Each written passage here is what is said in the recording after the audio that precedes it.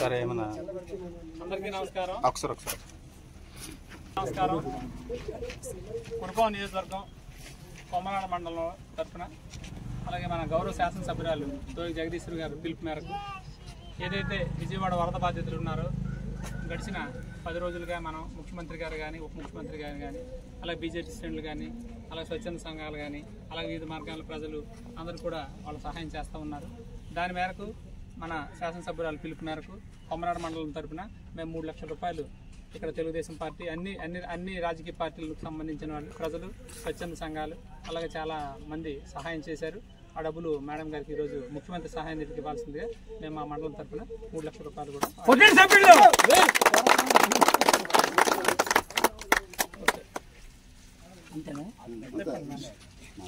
అందరికీ ధన్యవాదాలు. ఈరోజు నిజంగా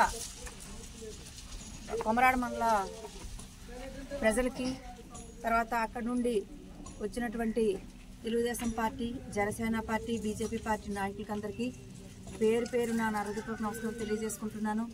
ఈరోజు నిజంగా వరద బాధితుల కోసం మొన్న జరిగినటువంటి విజయవాడలో జరిగినటువంటి ఏవైతే అక్కడ ఉన్నటువంటి ప్రజలు ఎన్ని ఇబ్బందులు పడుతున్నారో వాటికి సంబంధించి మన నాయకులందరూ కూడా గుర్తించి ప్రతి ఒక్కరి నుండి కూడా మేము కూడా మా వంతు సహాయంగా మేము సీఎం గారికి ఇస్తామని చెప్పి 3 లక్షల రూపాయలు కొమరాడ మండలంలో వెళ్ళి ఇవ్వడం జరిగింది.